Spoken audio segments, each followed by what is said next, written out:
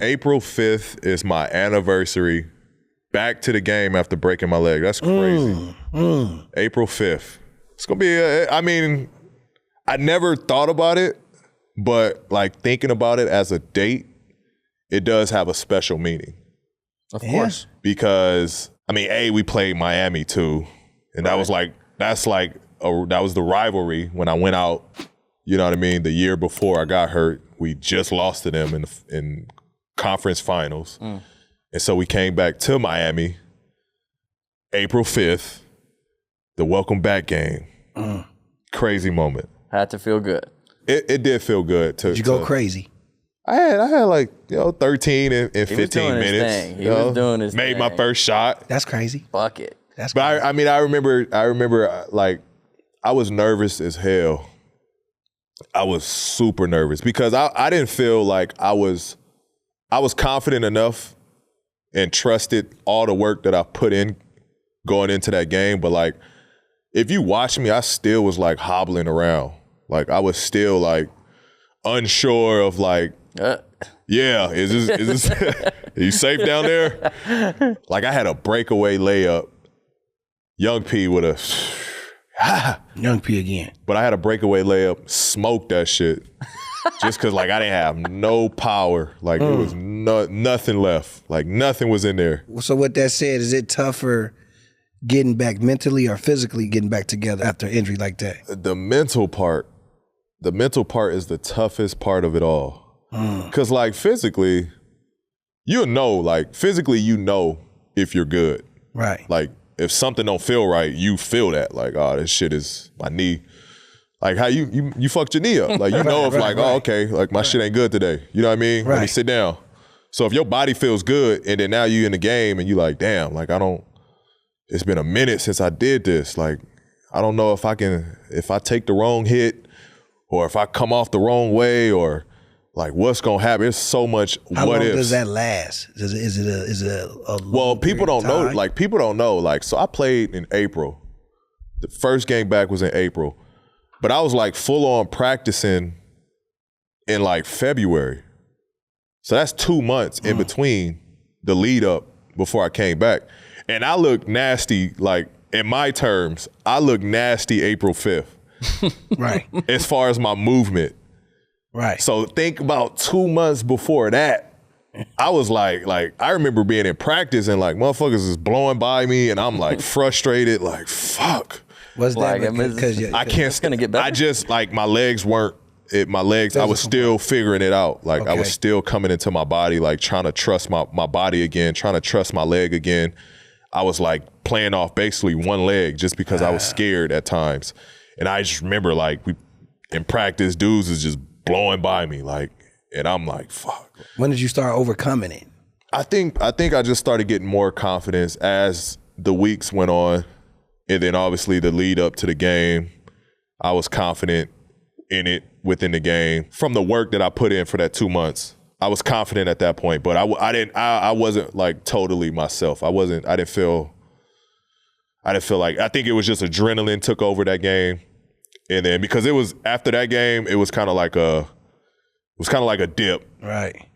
It started to get a little more sore. Like my legs started to get sore. I think I finished with like 5 or 6 games to play at the end of the season.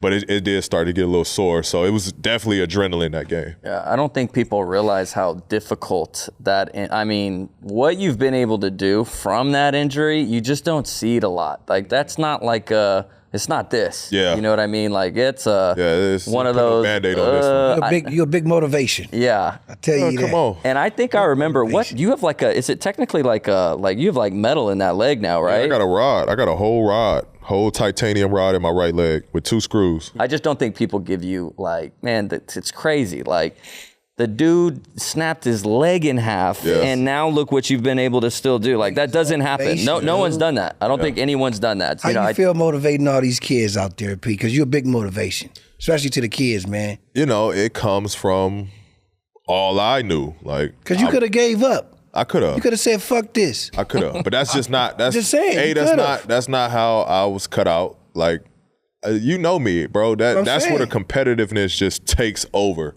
And it's like, all right, I'm gonna give myself the best chance, like the best chance. And then learning from Cole, that being my guy, play through injuries, like figure it out.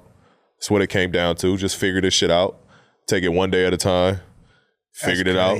Pete, when that happened, I know Jackie said that he doesn't like to watch those injuries. I was showing him. I'm like, but he know all about all of them. Yeah, that's what I'm saying. No. Because I got good ears. I got good ears. Okay, I'm like fair Stevie, enough. baby. Okay. I got good ears. I can imagine how it looked, but I don't want to see it. I've never seen his injury. Come on, you've never seen that? Nope. When they told me, when they explained to me what happened to him, I said, I'm not watching that. How long did it take you from when it happened? Like, how quickly did you watch that? I watched it in the hospital while I was like, because I had to see what happened. Yeah, I would have been curious. Pete? Why? You in the hospital? You already fucked up. Because I've made that play hundreds of times, and like, why this one time?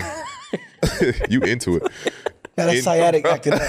Sciatic. Why this one time? Like, what went wrong this one time? Like, I needed to know from like my psyche, like, because I've chased down a bunch of guys throughout my career. Like, I've gotten chased down blocks. So you wanted to just see how you landed wrong? I wanted to see how I landed. Harden. What did I do wrong? James Harden? Yeah, it was on James. So yeah, I had to watch it. Like, I couldn't watch it, P. I mean, and I've seen it like, a couple years after. That shit hurting my leg. I don't watch it right now. I won't watch it now. Yeah, we on a new topic in a minute. Your leg tingling now? Yeah, my leg's starting to act up, man. Clearly you have experience coming back from injury, and it's one thing when you get injured and your mom or your friends are telling you, hey, you're gonna get better, things of that nature. It's like, hey, thanks for the support, but you really can't do anything. You've been pretty vocal about speaking into other athletes' injuries and giving them encouragement. And if I was an athlete, and I know, you're a high level athlete, that probably means a lot more, because it's like, like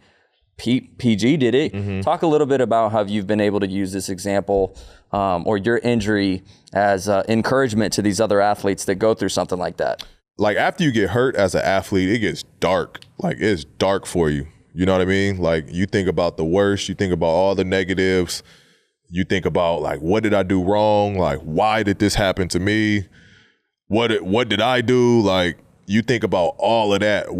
How could I have avoided this? Like, and so I just I want to be that positive reinforcement to the athletes that go through this and want to hear the testimony from it. Like, what did I lean on? What did I rely on? Like, when it happened to me, bro, it was an outreach of everyone. Like, I've heard from people I didn't even know that knew me, like, calling the hospital, sending messages. Like, my phone was blowing up from people I had no idea who. Like, how did you know my number? How did you get info?